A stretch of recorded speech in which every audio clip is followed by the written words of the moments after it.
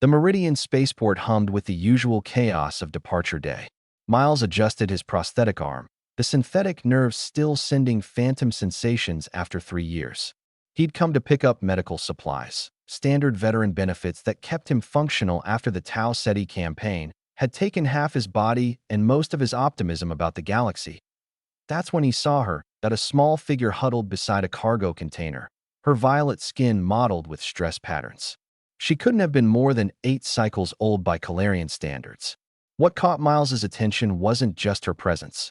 It was the crude mobility device strapped to her lower body, clearly insufficient for her needs, and the way every passerby gave her a wide berth. Miles recognized abandonment when he saw it. He'd seen it in the eyes of soldiers left behind, in the wounded deemed too expensive to save. This was the same, just wrapped in different skin. "Hey there," he said softly, crouching to her level. His translator clicked on. "You okay?"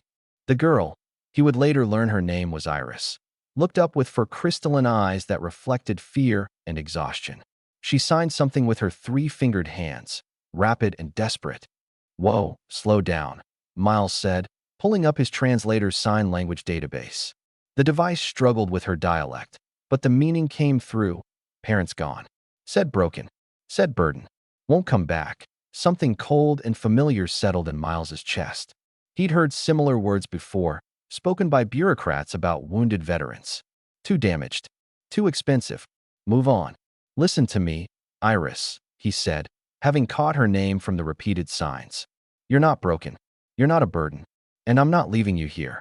The Calarian child's eyes widened. In her culture, Miles knew, the disabled were often abandoned to the stars, an ancient practice that most civilized Calarians had abandoned, but clearly not all. The logic was coldly practical. Resources were finite, space travel was expensive, and those who couldn't contribute were expendable. Humans had different ideas about worth. Miles lifted Iris carefully, noting how light she was, how her atrophied legs dangled uselessly. Her mobility device was garbage, probably scavenged or the cheapest model available. He felt the anger building, the same rage that had driven him through rehabilitation when the doctors said he'd never walk again. "Come on, kid. Let's get you somewhere safe."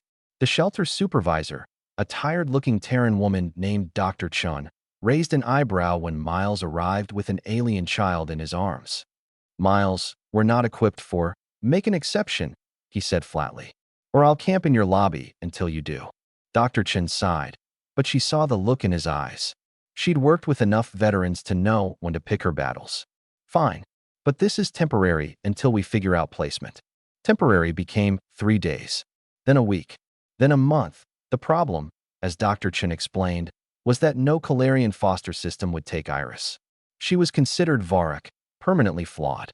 Human foster systems were overwhelmed and legally complicated for alien children. The bureaucratic maze seemed designed to ensure Iris fell through every crack. Miles spent those weeks learning. He researched Calarian physiology, their cultural taboos, their concept of disability.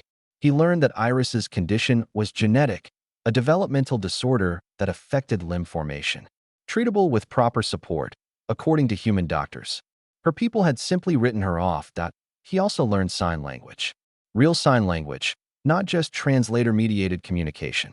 He watched Iris's face light up the first time he signed "Good morning" without technological assistance.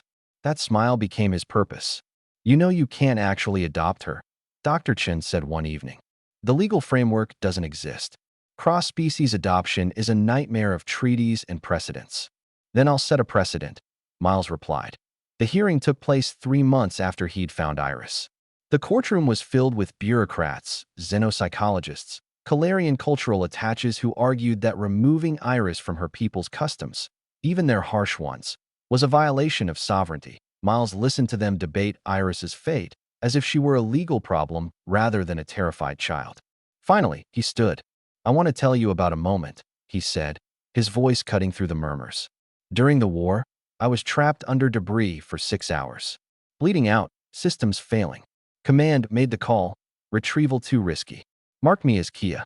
But my unit didn't listen. They came back. Lost 2 soldiers pulling me out of that hell." He paused, meeting the eyes of the Calarian attaché. "You know what they said when I thanked them? No one gets left behind." Not no one useful gets left behind. Not no one worth saving. Just no one. Miles turned to the judge. Humanity learned something in our bloodiest centuries. We learned that a civilization's worth isn't measured by its strongest, but by how it treats its most vulnerable. We learned that broken is a lie we tell ourselves to justify cruelty. He gestured to Iris, sitting quietly in her new wheelchair, a proper one that Miles had spent his savings on. This child isn't broken. She's brilliant. She's learned conversational English in 3 months. She's memorized every constellation visible from Earth. She solves puzzles that frustrate adults. Her legs don't work, and that doesn't make her less. It makes the people who abandoned her less. The courtroom was silent. I'm not saying I'm perfect, Miles continued. I've got my own damage. But maybe that's the point. Maybe someone who's been left behind is the right person to make sure it never happens to someone else. The judge deliberated for 17 minutes. When she returned, her verdict was simple: adoption approved, with provisions for cultural education and Calarian language instruction. Iris signed rapidly when Miles told her. The translator rendered it as, "You saved me." Miles knelt, signing back slowly but clearly, "No. We saved each other." Years later, Iris would become the first Calarian to graduate from Terran Medical Academy, specializing in xenopediatrics. She would revolutionize treatment for disabled youth across a dozen species.